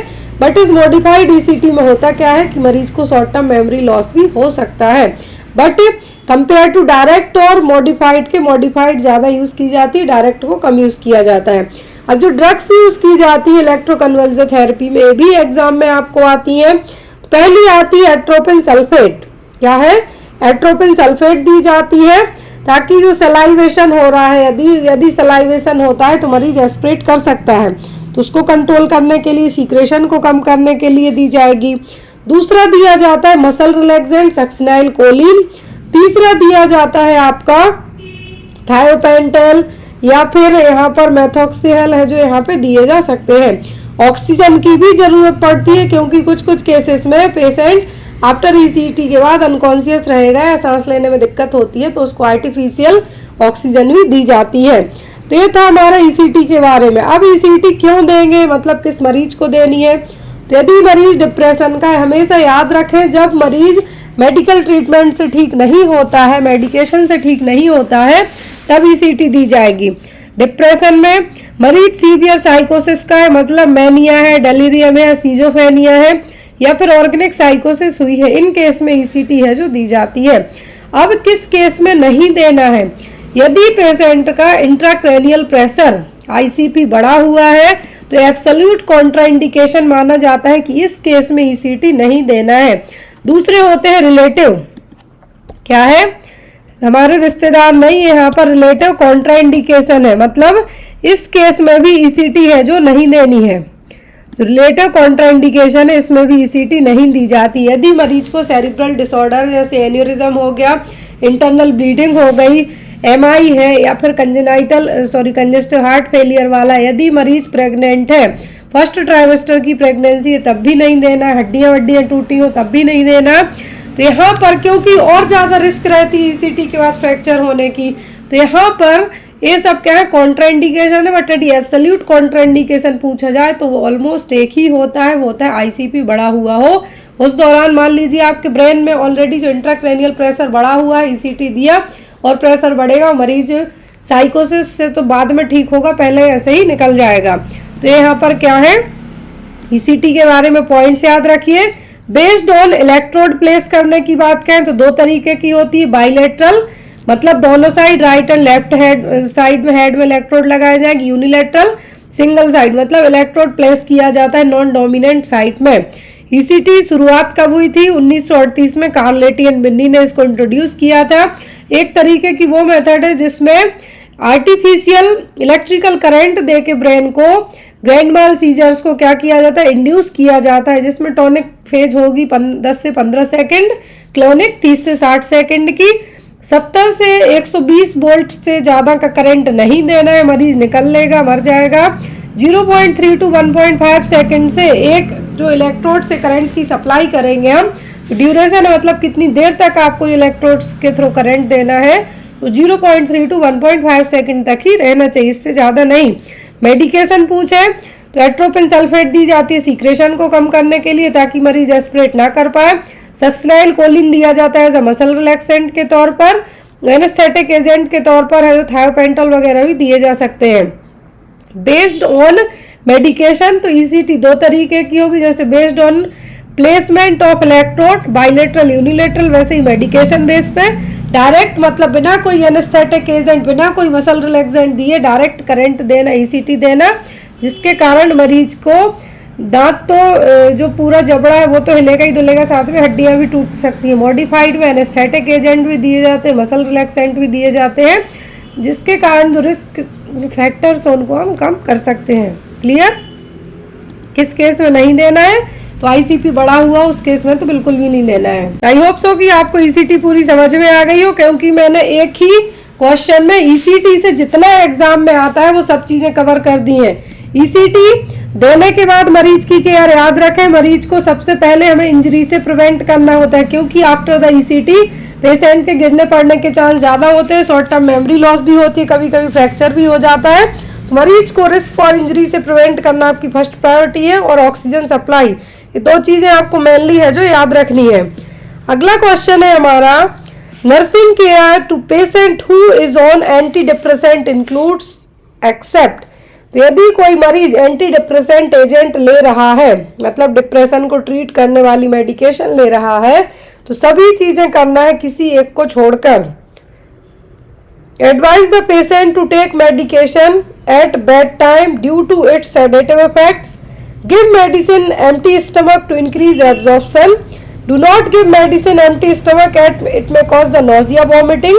Give plenty of fluids, nursing care में सब कुछ करना है। यदि मरीज एंटी डिप्रेसेंट मेडिकेशन ले रहा है, किसी एक को छोड़कर मरीज डिप्रेशन का है, ट्रीटमेंट के लिए मेडिकेशन दी जा रही है, तो उसको सभी चीजें करनी है। पहली प्रायोरिटी, आप जब भी एंटी डिप्रेसेंट ड्रग हो, चाहे वो सिलेक्टिव सेरोटोनिन रीअपटेक इनहिबिटर्स हो, एसएसआरआई हो, या फिर जो ट्राईसाइक्लिक एजेंट हो, कुछ भी दे रहे हैं एंटी डिप्रेशन वाले मरीज को, सबसे पहली चीज होती है पेशेंट को खाली पेट में दवाई नहीं देना है। खाली पेट में दवाई देने से एब्जॉर्प्शन की तो बाद में बात आएगी, मरीज को इरिटेशन होगा, क्योंकि हमेशा जो एंटी डिप्रेसेंट एजेंट होते हैं तेज ही होते हैं, हाई होते हैं, डोज हाई नहीं हम ये कहेंगे, उनका जो मैकेनिज्म ऑफ एक्शन है कंपेयर टू अदर्स के, जो आप पैरासीटामोल लेते हैं अदर, उनसे ज़्यादा ही रहेगा। तो उस टाइम पे मरीज को खाली पेट में दवाई नहीं देना है, इरिटेशन होगा स्टमक में, नोजिया वॉमिटिंग होगा। दूसरा, ज़्यादा से ज़्यादा पानी भी पिलाते रहना है। तीसरा, जो एंटी साइकोटिक ड्रग होती हैं, एंटी डिप्रेसेंट एजेंट होते हैं, उनको हमेशा नाइट टाइम में दिया जाता है, क्योंकि उनको लेके मरीज है जो सुस्त हो जाएगा, सो जाएगा। सोएगा मतलब खोएगा, मतलब एक तरीके से सेडेटिव का काम करेंगे। तो यहाँ पर आपको क्या नहीं करना है, पेशेंट को एडवाइस करना है कि बेड टाइम में ही मेडिकेशन लीजिए। आप कभी भी मेडिकेशन खाली पेट में नहीं देना है, ज़्यादा से ज़्यादा पानी पिलाना है। और यदि मरीज मेडिकेशन ले रहा है तो उसको नोटिस करना है, स्पेशली डिप्रेशन वाले पेशेंट को, कि उसने अपनी मेडिकेशन ली है या नहीं, कि कहीं थ्रोट तो नहीं कर दी, फेंक तो नहीं दी। तो ये चीज़ें आपको माइंड में रखना है जब भी आप डिप्रेशन वाले पेशेंट की केयर कर रहे हो। उसको इंजरी से भी बचाना है आपको, क्योंकि यदि उसने मेडिकेशन दिन में खा ली, मरीज ने मेडिकेशन दिन में ले ली, जो उसकी कंडीशन है सेडेटिव्स रहेगी, सेडेटिव्स का मतलब नींद टाइप में रहेगा, ड्राउजी रहेगा, कहीं गिर पड़ के उसको इंजरी भी हो सकती है। तो यहाँ पर जो आपको नहीं करना है वो क्या होगा, give medicine empty stomach to increase the absorption. यहाँ पर एब्जॉर्प्शन इंक्रीज नहीं होगा, मरीज को नोजिया वॉमिटिंग उल्टी होगी, और जो मेडिकेशन दी है वो आउट हो जाएगी, वो काम नहीं करेगी। क्लियर। अब यहाँ पर हम बात करेंगे कि जो डिप्रेशन के लिए मेडिकेशन कौन कौन सी दी जाती हैं। जो ऐड की है, जो एज अ एंटी डिप्रेसेंट के तौर पे यूज की जाने वाली ड्रग है, पहली आती है TCA, ट्राईसाइक्लिक एंटी डिप्रेसेंट और टेट्रासाइक्लिन एजेंट। तो यहाँ पर ट्राईसाइक्लिक एंटी डिप्रेसेंट में आपकी आती है इमिप्रामाइन, तो मोस्टली यूज की जाती है, और एमिट्रिप्टिलिन यूज की जाती है। तो ये क्या है, दो तो मेनली यूज की जाती हैं। फिर मोनो अमीनो ऑक्सीडेज इनहिबिटर्स में आपके क्या आते हैं, फेनाइलजीन, मोक्लोमिडिन। तो बहुत सारी और मेडिकेशन होती हैं जो यहाँ पर MAOI के तौर पे भी यूज की जाती हैं। फिर आपका आता है SSRI, मतलब selective serotonin reuptake inhibitors, commonly use की जाने वाली ड्रग है, जिसमें फ्लॉक्सिटिन कॉमनली यूज की जाती है, सर्ट्रालिन, फ्लॉक्सिटिन। आप यदि साइकेट्रिक हॉस्पिटल में जॉब किए होंगे तो आपने मेडिकेशन देखी होंगी यहाँ पर। और जितनी भी डिप्रेशन को ट्रीट करने वाली ड्रग है, ये प्रिस्क्राइब्ड मेडिकेशन है, बिना प्रिस्क्रिप्शन के अवेलेबल नहीं होती है। अगला क्वेश्चन है हमारा, to address the huge burden of mental disorder government of India has launched which programme. तो भारत सरकार ने मेंटल डिसऑर्डर का जो बढ़ते हुए केसेस हैं, क्या है, मेंटल डिसऑर्डर के जो केसेस हैं, बढ़ते हुए केसेस हैं, तो यहाँ पर कौन सा प्रोग्राम है लाया गया था, नेशनल साइकेट्रिक प्रोग्राम, या फिर national programme for mentally handicapped, national mental health programme, या फिर नेशनल प्रोग्राम फॉर स्पिरिचुअलिटी। तो मेंटल डिसऑर्डर का जो बर्डन, जो बढ़ती हुई जनता है, काम का प्रेशर, किसी चीज़ का प्रेशर, किसी को भी मेंटल प्रॉब्लम हो सकती है, तो मेंटल हेल्थ के प्रति जागरूकता फैलाने के लिए एक प्रोग्राम लाया था गवर्नमेंट ने, वो था नेशनल मेंटल हेल्थ प्रोग्राम। क्या है, नेशनल मेंटल हेल्थ प्रोग्राम, जो कि गवर्नमेंट ऑफ इंडिया ने 1982 में लॉन्च किया था। याद रखिए, भारत सरकार ने NMHP मतलब national mental health programme launch किया था 1982 में, 1982 में। ये आपको एग्जाम में आता है।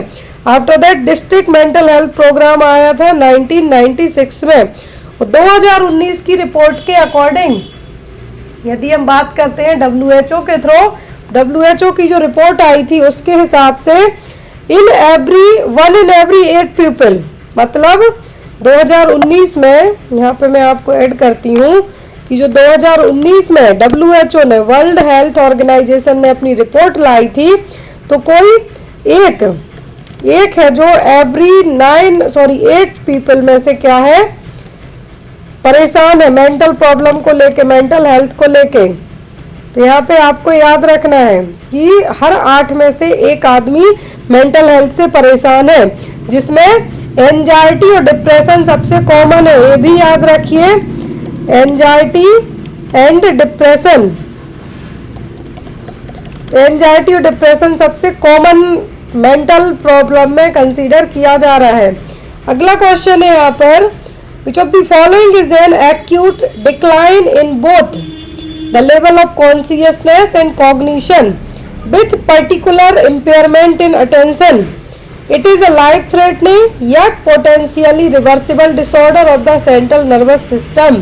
क्वेश्चन ध्यान से समझने की कोशिश कीजिए कि सबसे लास्ट में क्या कहा गया है कि ये सेंट्रल नर्वस सिस्टम का डिसऑर्डर है जो कि रिवर्सिबल है, मतलब बार बार हो सकता है। एक बार हुआ तो जरूरी नहीं कि ये दोबारा नहीं होगा, ये रिवर्सिबल है। ये आपको पॉइंट याद रखना है, क्या है, सेंट्रल नर्वस सिस्टम का है, क्या रिवर्सिबल है। अब एक्यूट है मतलब शॉर्ट टर्म के लिए है, लेकिन कॉन्शियसनेस और कॉग्निशन और कॉन्शियसनेस दोनों क्या होते हैं यहाँ पर, डिस्टर्ब रहेंगे। तो यहाँ पर एक क्या होगा, डिमेंशिया, डेलीरियम, एमनेसिया या फिर अल्जाइमर। क्या होगा यहाँ पर, डिमेंशिया होगा, डेलीरियम होगा, एमनेसिया होगा कि अल्जाइमर होगा। क्या है, एक्यूट है, एक्यूट डिक्लाइन इन बोथ मतलब शॉर्ट टर्म के लिए कॉन्शियसनेस और कॉग्निशन दोनों डिस्टर्ब होंगे, लाइफ थ्रेटनिंग है और रिवर्सिबल भी है, साथ में सेंट्रल नर्वस सिस्टम की प्रॉब्लम है। तो ये होगा आपका क्या, डेलीरियम। क्या होगा, डेलीरियम। अब यहाँ पर ये देखिए, डेलीरियम और डिमेंशिया के बीच का क्या डिफरेंस याद रखना है। हमेशा आपको यदि क्या कहा जाए, रिवर्सिबल है और एक्यूट है तो ये डेलीरियम होगा, क्योंकि जो डिमेंशिया है एज्ड पर्सन में होता है और ये इरिवर्सिबल है। इरिवर्सिबल का मतलब एक बार हो गया तो हो गया। यहाँ पर कॉन्शियसनेस लेवल फ्लक्चुएट होगा डेलीरियम वाले पर्सन में, क्या है, फ्लक्चुएट होगा। परसेप्शन में आपको हेल्यूसिनेशन है जो कॉमनली देखने को मिलेगा और इल्यूजन, जबकि डिमेंशिया में हेल्यूसिनेशन नहीं होता है, ना के बराबर होगा, कॉमन नहीं है। स्पीच स्लो होगी, इनकोहेरेंट का मतलब है कि कुछ समझ में ही नहीं आएगा। डिसोरिएंट रहेंगे, मतलब जैसे लेट से किसी की सर्जरी वगैरह होती है तो कुछ सेकंड तक उनको क्या लगता है कि समझ में नहीं आता आफ्टर सर्जरी जब वो वेकअप होंगे। तो डेलीरियम शॉर्ट टर्म में है, रिवर्सिबल है, बट डिमेंशिया क्रॉनिक वे में लंबे टाइम तक होते होने वाली प्रॉब्लम है और एक इरिवर्सिबल प्रॉब्लम है। यदि समय पर डेलीरियम को ट्रीट कर दिया जाए तो इससे पेशेंट है जो ठीक हो सकता है, बट डिमेंशिया वाले में ठीक करने के चांसेस थोड़ा कम हो जाते हैं। Next one, in which of the following condition does a demented patient get drowsiness, confusion, ataxia or falls accidentally when external stimuli such as light and interpersonal orientation cues are diminished? तो यहाँ पर ये देखिए, dementia वाला patient है, साफ साफ कहा है क्या है, डिमेंटेड पेशेंट है। डिमेंटेड पेशेंट को ड्राउजीनेस हो रही है, कंफ्यूजन हो रहा है, अटैक्सिया हो रहा है और वो गिर भी गया है, एक्सीडेंटली धोखे से गिर भी गया है, यदि उसने कुछ लाइट या फिर कुछ इस तरीके से देख लिया इसके कारण वो डिस्टर्ब हो। वो क्या, एपिलेप्सी होगी, कैटास्पोरिक रिएक्शन होगा, सनडाउनर सिंड्रोम होगा या फिर लैक ऑफ जजमेंट होगा। क्या कहलाएगा, यदि डिमेंशिया वाला पर्सन सडनली क्या हो जाए, कंफ्यूज्ड हो, गिर जाए, कुछ लाइट वगैरह देख के, या कुछ यहाँ पर लाइट है या फिर कुछ शाइनिंग आइटम भी हो सकते हैं, तो वो कहलाता है सनडाउनर सिंड्रोम। क्या है, ये कहलाता है सनडाउनर सिंड्रोम। इस केस में होता क्या है, देखिए यहाँ पे, सनडाउनर सिंड्रोम ऐसी कंफ्यूजिंग स्टेट होती है कि आफ्टरनून के बाद, जैसे इवनिंग आने वाली हो 5 बजने के टाइम पर, सूर्य है जो थोड़ा कम हो जाता है, तो हम इसको क्या कहते हैं, सनसेट कहेंगे। तो उस टाइम पर, उस टाइम से लेकर रात होने तक यदि सडनली कुछ शाइनिंग आइटम हो या फिर कुछ मरीज के सामने लाइट वगैरह आ जाए तो कंफ्यूज हो, एंजाइटी हो, इग्नोर करे उस चीज के पास जाने से, तो वो क्या कहलाएगा, सनडाउनर सिंड्रोम। तो वही ये देखिए सभी पॉइंट्स इसमें कहे हैं क्वेश्चन में कि मरीज डिमेंशिया का है, उसको ड्राउजीनेस हो रही, कंफ्यूजन हो रहा, गिर भी गया है। क्यों? क्योंकि या तो लाइट आ गई है उसके पास, शाइनिंग या कुछ हो गया है, तो उसके कारण वो गिर रहा है। तो वो क्या है यहाँ पर? Sundowner syndrome. क्या होगा? Sundowner syndrome. जैसे जैसे इवनिंग आने वाली हो उस टाइम से लेकर रात तक, लेट आफ्टरनून से लेकर रात तक, यदि किसी पर्सन को, डिमेंशिया वाले पर्सन को अचानक से कुछ लाइट वगैरह दिख जाए तो उस टाइम पर इतने हड़बड़ा जाएंगे कि वो गिर भी सकते हैं।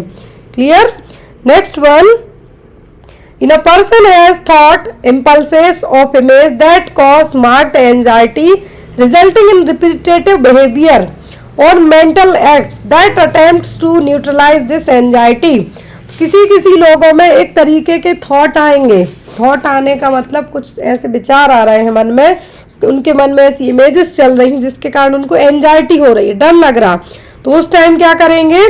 बार बार उस चीज को करना भी स्टार्ट कर देंगे। थॉट्स आ रहा है मतलब ऑब्सेशन आ रहा है, लेकिन आप रिपीटेटिव वही काम कर रहे हैं अपनी एंजाइटी को कम करने के लिए, एंजाइटी को न्यूट्रलाइज करने के लिए। तो ये क्या कहलाएगा? ये कहलाता है आपका ऑब्सेशन, कंपल्सिव एक्ट होगा, ओसीडी होगा कि एंजाइटी होगी। क्योंकि यहाँ पे थॉट भी आ रहे हैं तो ये तो आपका क्या हो गया? ऑब्सेशन हो गया। क्लियर? लेकिन आप बार बार वो काम भी करने लगे हैं तो वो आपका कंपल्सिव हो गया। तो यहाँ पर क्या होगा? ओसीडी। ओसीडी वाले पेशेंट को जैसे लगेगा हाथ उसके गंदे हैं तो वो उसके मन में यार हाथ गंदे हैं, मतलब वो उसके थॉट्स हैं, ऑब्सेशन है, बार बार जाके वो हैंड वॉश करेगा डिटॉल से, तो वो उसके क्या हो गए? कंपल्सिव हो गए। जिस चीज़ के कारण उसके माइंड में क्या लग रहा कि चलो ठीक है, लेकिन जब वही चीज़ वो बार बार रिपीट करेगा तो वो कहलाता है ऑब्सेसिव कंपल्सिव डिसऑर्डर। अगला क्वेश्चन है यहाँ पर, कॉन्शियस और unconscious feeling of nerves that are signalled by an overly strong emotional reaction to a patient are collectively known as. तो यहाँ पर कॉन्शियस या फिर अनकॉन्शियस फीलिंग है किसी नर्स की कि मरीज के लिए स्ट्रॉन्ग इमोशन आ रहे हैं नर्स के लिए कि मरीज को क्या प्रॉब्लम हो सकती है। इस तरीके से वो पॉजिटिव भी हो सकते हैं, नेगेटिव भी हो सकते हैं। तो क्या ट्रांसफेरेंस है, काउंटर ट्रांसफेरेंस या फिर बाउंड्री वायलेशन क्या कहलाएगा? यदि किसी नर्स को लगता है कि पेशेंट को कुछ प्रॉब्लम हुई है, उसको स्ट्रॉन्ग कॉन्शियस भी है और अनकॉन्शियस माइंड में जो फीलिंग्स आ रही हैं एक नर्स को अपने पेशेंट को लेके, अब वो चीज़ें अच्छे वे में भी हो सकती हैं और नेगेटिव वे में भी हो सकती हैं, आइदर पॉजिटिव नेगेटिव। तो ये क्या कहलाएगा? ये कहलाता है काउंटर ट्रांसफरेंस। हमेशा 2 पॉइंट याद रखें, जब पेशेंट को नर्स से, यहाँ पर देखिए, पेशेंट को फील हो कि नर्स उसको प्रॉब्लम कर सकती है, नर्स से उसको प्रॉब्लम हो रही है, तो पेशेंट टू नर्स के लिए जब कुछ इस तरीके की कॉन्शियस अनकॉन्शियस फीलिंग आए तो वो कहलाता है क्या? ट्रांसफेरेंस। याद रखिए यहाँ पर नर्स टू पेशेंट की बात की जा रही है। क्या है? नर्स टू पेशेंट के बारे में बात की जा रही है। तो नर्स टू पेशेंट है तो काउंटर ट्रांसफेरेंस, और पेशेंट टू नर्स है तो ट्रांसफेरेंस। दोनों टर्म याद रखना है। तो यहाँ पर देखिए, ट्रांसफेरेंस का मतलब होगा कॉन्शियस और अनकॉन्शियस रिस्पॉन्स, जो इफेक्टिव नेगेटिव भी हो सकता है और पॉजिटिव भी हो सकता है। किसमें? Of the patient to the therapist, मतलब पेशेंट से नर्स या मरीज, सॉरी, पेशेंट से नर्स हो सकती, डॉक्टर हो सकती, थेरेपिस्ट हो सकते हैं, मतलब पेशेंट टू केयर गिवर हो जाए वो होगा। काउंटर ट्रांसफेरेंस में केयर गिवर टू पेशेंट हो गया, या फिर थेरापिस्ट टू पेशेंट और नर्स टू पेशेंट। आपको टर्म समझ में आ गया हो? यदि आपको कॉन्शियस और अनकॉन्शियस दोनों चीजें आती है, रिस्पॉन्ड आप करते हैं अपने पेशेंट को लेके, तो वो आपका क्या है? काउंटर ट्रांसफेरेंस है, मतलब पेशेंट से, सॉरी, थेरापिस्ट से patient, as a nurse to patient. लेकिन आपके पेशेंट को आपके बारे में, आपका पेशेंट आपको रिस्पॉन्ड करता है आपको लेके, तो वो क्या होगा यहाँ पर? Transference. Next one is in defence mechanism, shift of emotion from one person और object to another, usually neutral और लेस डेंजरस पर्सन और ऑब्जेक्ट इज कॉल्ड। तो यहाँ पर एक ऐसी डिफेंस मैकेनिज्म है जिसमें आपके जो इमोशन है एक पर्सन से दूसरे पर या किसी ऑब्जेक्ट पर आप क्या करते हैं? ट्रांसफर करते हैं। तो क्या? आइसोलेशन, डिसलोकेशन, डिस्प्लेसमेंट या फिर डिनाइल, जो चीज़ न्यूट्रलाइज भी हो सकती है और कम डेंजर भी होगी। तो क्या होगा? तो जो पर्सन या फिर ऑब्जेक्ट है जिसके ऊपर आपने उस चीज़ को, इमोशन को शिफ्ट करने की कोशिश की, तो वो क्या कहलाएगा, डिस्प्लेसमेंट। मतलब दूसरी जगह आपने उस चीज को ट्रांसफर कर दिया एक तरीके से, तो क्या को डिस्प्लेसमेंट। यहाँ पर आपको जो लिस्ट दी गई है, आप चाहे तो इसका स्क्रीनशॉट ले सकते हैं as you wish. Defence mechanism exam में आपको आती है रिप्रेशन। रिप्रेशन का मतलब एक तरीके से किसी को डरा धमकाना, क्या डराना धमकाना। प्रोजेक्शन मतलब आपके मन में जो कॉन्फ्लिक्टेड थॉट्स है या फीलिंग है किसी और लोगों को लेके वो हो गई। डिनाई मतलब आप रिफ्यूज कर रहे हैं, क्या है, रिफ्यूज कर रहे हैं।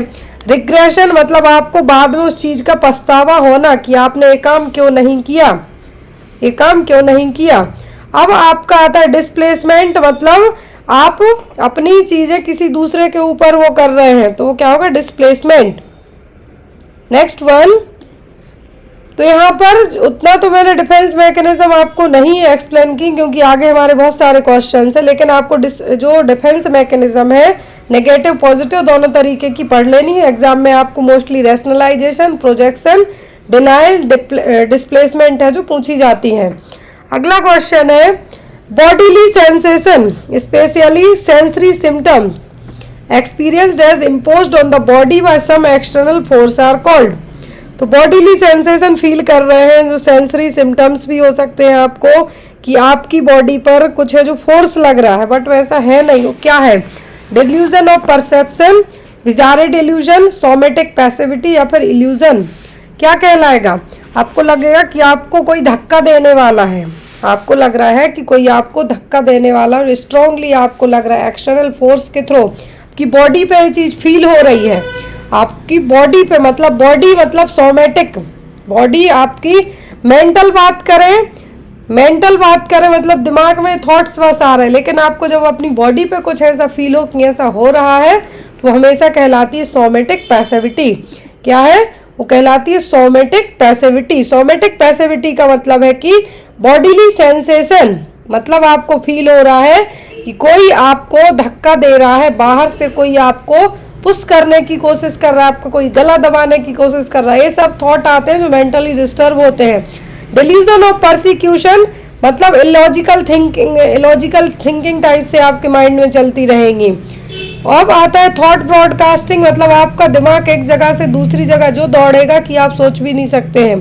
थॉट इंसर्शन मतलब आपको लगेगा कि कोई एविल स्पिरिट आपके अंदर आपको अलग अलग चीजें हैं जो इंसाइट कर रही है। अब यहाँ पर देखिए डिल्यूजन, यदि डिल्यूजन, इल्यूजन और हेलुसिनेशन ये एग्जाम में बहुत आते हैं, ये एग्जाम में बहुत आते हैं। तो ग्रैंडियोस मतलब कि ग्रैंडियोस का मतलब होगा कि इरेशनल आइडिया अपने आप को लेके कि नहीं मैं तो प्रधानमंत्री हूँ, क्या हूँ मैं, प्रधानमंत्री हूँ, इस तरीके के आइडियाज आपके माइंड में आना है। देखिए यहाँ पर दिए हैं डिल्यूजन ऑफ ग्रैंडियोसिटी मतलब false fixed believe that he is a powerful person and more important person. और ये डिल्यूजन ऑफ ग्रैंडियोसिटी के थॉट्स आते हैं मैनिया वालों में। किसमें, मैनिया वाले होते हैं वो अपने आप को कहीं का प्राइम मिनिस्टर या कहीं का भगवान भी मान लेते हैं। परसिक्यूशन मतलब पेशेंट को बिलीव होता है कि उसको कोई हार्म पहुंचाने वाला हो, क्या है, कोई हार्म पहुंचाने वाला। और पैरानॉइड सिजोफ्रेनिया वाले में देखने को मिले। ये पॉइंट आपको याद रखना है। डिल्यूजन ऑफ ग्रैंडियोसिटी पूछे कॉमनली देखने को मिलता है मैनिया वालों में। यदि डिल्यूजन ऑफ परसिक्यूशन मतलब कोई हार्म पहुंचाने वाला है, आपको इस तरीके के थॉट्स आना माइंड में, वो पैरानॉइड सिजोफ्रेनिया मतलब जो शकीले टाइप के वो उनके लिए। डिल्यूजन ऑफ प्रेफरेंस में किसी को लगेगा कि लेट्स से मैं और आप बात कर रहे हैं, बट जो आपका सामने थर्ड पर्सन है उसको लगेगा कि ये मेरे ही बारे में बात कर रहे हैं, वो होगा delusion of preference. Delusion of control patient को बिलीव हो जाएगा कि उसको कोई भगवान या कोई एविल स्पिरिट है, भूत प्रेत उसको कंट्रोल करने की कोशिश कर रहे हैं। डिल्यूजन ऑफ गिल्ट मतलब अंदर से एक तरीके से गिल्ट फील होना कि नहीं ये सब मेरे कारण हुआ है, तो वो होता है जनरली डिप्रेशन वाले में। एक्यूसेशन मतलब अपने आप के ऊपर बिलीव करना कि जो कुछ भी हो रहा है उन सबके लिए मैं ही जिम्मेदार हूँ और ना कोई जिम्मेदार है, तो वो होगा आपका एक्यूसेशन, एक तरीके से आरोप लगाने वाला, गिल्ट करने वाला। पॉवर्टी वाला डिल्यूजन ऑफ पॉवर्टी मतलब आपको वर्थलेसनेस समझने वाला, ये भी डिप्रेशन में है। डिल्यूजन ऑफ निहिलिज्म, निहिलिज्म का मतलब कि कोई चीज है ही नहीं, मतलब एक तरीके से नथिंग इज इन एग्जिस्टेंस मतलब कुछ चीज एग्जिस्ट ही नहीं करती, ना माँ होते ना बाप होते ना प्यार होता, ना बच्चे होते, कुछ नहीं होता। क्या निहिलिज्म है? जेलसी मतलब एक तरीके की जलन होना। और ए है जो डिल्यूजन ऑफ जेलसी, और जो पैरानॉइड वाले पर्सनालिटी वाले होते हैं इनमें कॉमन देखने को मिलता है। अगला क्वेश्चन है हमारा, which of the following is not a somatic symptom of depression. Somatic, फिर बात करी गई है सोमेटिक की, मतलब बॉडी से रिलेट करती। कौन सा सोमेटिक सिम्टम नहीं है डिप्रेशन का? Decrease in appetite, diurnal variation, marked hopelessness, या फिर अर्ली मॉर्निंग अवेकनिंग। तो सोमेटिक सिम्टम नहीं है, सोमेटिक सिम्टम नहीं है मतलब एपेटाइट कम हो रही, मतलब आपकी बॉडी ही डिस्टर्ब होगी यहाँ पर। होपलेसनेस फील कर रहे हैं आप, या फिर अर्ली मॉर्निंग अवेकनिंग हो रही है, डायर्नल वेरिएशन हो रहा है। तो सोमेटिक की बात की गई है तो आप खाना नहीं खाएंगे। डायर्नल वेरिएशन का मतलब दिन रात के बारे में आपको उतना है जो नहीं रहेगा, रात हो गई दिन हो गई, कब सो रहे उठ रहे वो हो जाएगा आपका डायर्नल वेरिएशन में। अर्ली मॉर्निंग अवेकनिंग मतलब बहुत सुबह सुबह 3-4 बजे से उठ जाना। तो ये सब क्या है? सोमेटिक सिम्टम है डिप्रेशन वालों के। लेकिन होपलेसनेस, यहाँ पर होपलेसनेस, हेल्पलेसनेस एंड वर्थलेसनेस, ये तीनों चीजें किसमें आएंगी आपकी? होपलेसनेस, हेल्पलेसनेस और वर्थलेसनेस से फील करना आपकी मेंटल है। यहाँ पर क्या है? आपकी मेंटल है, लेकिन यहाँ पर सोमेटिक में नहीं होंगी। क्लियर? नेक्स्ट है यहाँ पर question, which of the following is a priority nursing diagnosis for patient with diagnosed acute mania with hyperactivity symptom। यहाँ पे देखिए बात की गई है पेशेंट किसका है? एक्यूट मैनिया का मरीज है, लेकिन हाइपर एक्टिव सिम्टम है। मैनिया वालों में, मैनिया वाले कभी भी शांत नहीं बैठते हैं, खुद को हार्म तो पहुंचा ही सकते, साथ में दूसरों को भी नुकसान पहुंचा सकते हैं मैनिया वाले। तो हाईएस्ट नर्सिंग प्रायोरिटी आपकी क्या होगी? डायग्नोस करते हैं, नर्सिंग डायग्नोसिस बनाते हैं जब आप पेशेंट आपका acute mania with hyper activity symptoms present कर रहा है। Impaired nutrition, impaired social interaction, high risk for injury या फिर सेल्फ स्टीम डिस्टर्बेंस। तो मरीज का nutrition, social interaction, self esteem तब आप बचाएंगे जब मरीज खुद बचेगा मैनिया वाला या दूसरों को नुकसान पहुंचाएगा। तो यहाँ पर इंजरी, जैसा मैंने आपसे सबसे पहले कहा, मैनिया वाले खुद को तो हार्म कर सकते, साथ में दूसरों को भी चोट पहुंचा सकते हैं। तो मैनिया वाले के लिए सबसे ज़्यादा जो प्रॉब्लमेटिक चीज़ें यहाँ पर आपकी फर्स्ट प्रायोरिटी पे आएगी, प्रायोरिटी बेस्ड क्वेश्चन है, तो आपको हमेशा क्या करना है? Injury, high risk for injury होने के चांसेस ज़्यादा होंगे मैनिया वाले पर्सन में।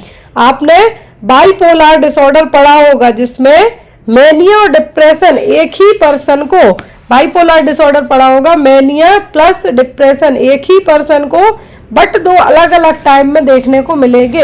हो सकता है कि एक मरीज कुछ टाइम पहले बहुत ज़्यादा तोड़फोड़ मचा रहा हो, हंस रहा हो, खेल कूद रहा हो, खा रहा हो, मैनिक स्टेट में है, लेकिन दूसरे ही दिन या कुछ समय के बाद वो शांत सुप्त हो जाए, वो कहलाते हैं बाइपोलर वाले। एक सिंगल पर्सन में मैनिया और डिप्रेशन दो अलग अलग टाइम पे देखने को मिले तो वो क्या है? बाइपोलर। तो यहाँ पर आपको सबसे पहली प्रायोरिटी क्या होगी? High risk for injury. अभी देखिए जो यहाँ पर मैनिया वाले पर्सन के एलिवेटेड मूड के 4 सिम्टम होते हैं, यूफोरिया, एलेशन, एक्सल्टेशन, एक्सटेसी। ये 4 एग्जाम में आपको बहुत आते हैं। यदि मैनिया एपिसोड वाला पेशेंट है, सीवियरिटी ऑफ मैनिक एपिसोड है, मूड एलिवेटेड रहता ही रहता है, तो यूफोरिया होती है जिसमें पहली स्टेज होती है increased sense of psychological wellbeing and happiness not in with ongoing events. तो यहाँ पर फर्स्ट क्या है? यूफोरिया। दूसरे में मूड है जो बहुत ज़्यादा एलर्ट होगा, साइकोमोटर एक्टिविटी बढ़, पहले में इतना ज़्यादा खुश होगा, दूसरे में फिजिकली भी वो चटकून करने लगेगा। एक्सल्टेशन मतलब intense elation of mood with delusion of grandeur.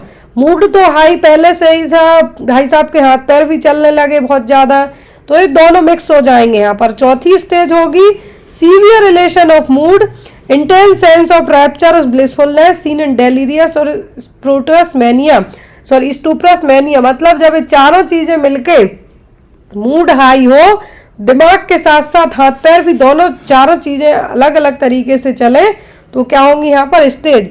Euphoria first है, एलेशन सेकंड है, तीसरी एक्सल्टेशन और चौथी एक्सटेसी।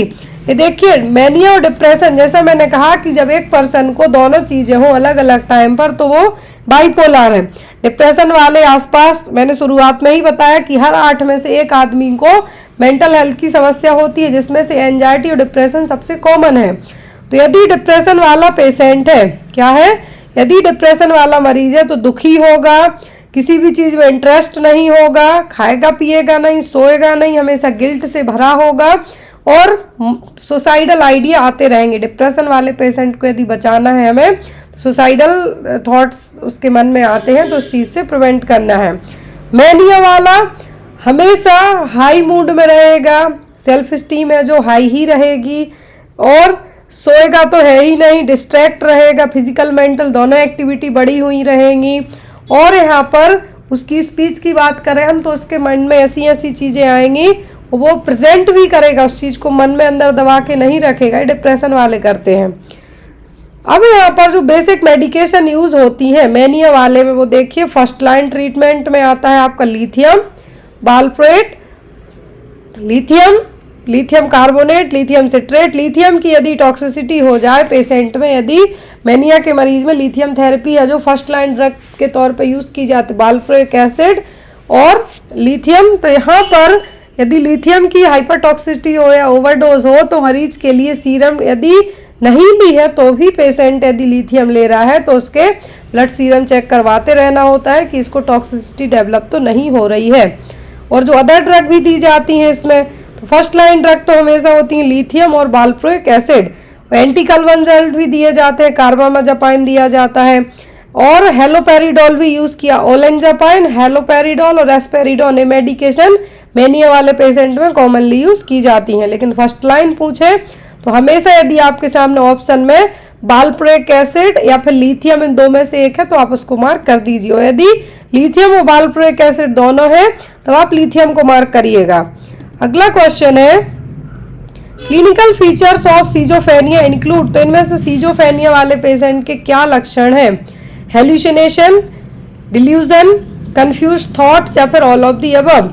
तो सीजोफेनिया है जो कॉमनली एज पर्सन में देखने को मिलता है और यदि ये एक बार हो गया तो इसको ट्रीट करना है जो बहुत मुश्किल हो जाता है, क्योंकि इसके जो पॉजिटिव साइन है तो फिर भी ठीक है, यदि नेगेटिव साइन मरीज में दिखने लगे तो ठीक करना मुश्किल हो जाता है। तो ये सभी चीज़ें, हेल्यूसिनेशन होगा, डिल्यूजन होगा, थॉट भी कंफ्यूज्ड होंगे, मतलब क्या है यहाँ पर सब कुछ। अब देखिए एग्जाम में जनरली ब्यूलर के जो 4A है, ब्यूलर के 4A है, सिम्टम है एक तरीके से डायग्नोस करने के लिए सीजोफेनिया में, वो होता है पहला है अफेक्टिव ब्लंटिंग, दूसरा एसोसिएशन डिस्टरबेंस, तीसरा ऑटिज्म और चौथा एम्बिवैलेंस। ये चारों हैं जो चारों symptom primary symptom 4A Bleuler symptom है किसके? सीजोफेनिया के। अदर में आपका हेल्यूसिनेशन होगा, डेल्यूशन होगा, साथ में है जो सेकेंड और अदर चीजें भी देखने को मिलेंगी, बट प्राइमरी में 4 चीजें होंगी, affective blunting, association disturbance, autism और एम्बिवैलेंस। हम टाइप ऑफ सीजोफेनिया की बात करें, अलग अलग टाइप के सीजोफेनिया होते हैं, तो मेनली जो कितने होते हैं 5 टाइप के। पैरानॉइड सीजोफेनिया मतलब कि शकीले टाइप का पर्सन को हमेशा लगेगा, delusion and audacity, hallucination but relatively normal intellectual functioning and expression of affect. तो यहाँ पर पैरानॉइड सीजोफेनिया में होगा क्या कि मरीज को हमेशा शक रहेगा कि उसके खाने में किसी ने जहर मिला के दे दिया, उसकी मेडिकेशन में किसी ने पॉइजन ऐड कर दिया, वो मुझे हार्म पहुंचाना चाहता है। तो ये क्या है? पैरानॉइड। डिसऑर्गेनाइज्ड में क्या रहेगा? मरीज की स्पीच और बिहेवियर दोनों चीजें क्या रहेंगी? डिस्टर्ब रहेंगी, समझना मुश्किल होगा। कैटाटोनिक में बॉडी के मूवमेंट्स, जब टॉनिक जुड़ जाए मतलब मूवमेंट की बात की जा रही है, कैटाटोनिक में बॉडी ले जो मूवमेंट है वो डिस्टर्ब होंगे। अनडिफरेंशिएट में मतलब जो पैरानॉइड है, डिसऑर्गेनाइज्ड है, कैटाटोनिक है या हाइब्रिफ्रेनिक है, कौन सा सीजोफेनिया है वो समझ में नहीं आएगा। रेसिडुअल कुछ पास्ट हिस्ट्री के थ्रू है, जो आप यदि सीजोफेनिया के प्रीवियस एपिसोड्स आए हैं, सिम्टम आए उसके बेस पे कंफर्म करते हैं तो वो हो गया। हैब्रिफ्रेनिक भी होता है। पैरानॉइड सबसे प्रॉब्लमेटिक होता है, क्योंकि इस तरीके के पेशेंट को ठीक करना बहुत मुश्किल हो जाता है। Which of the following is not a preferred priority nursing intervention for patient during a panic attack.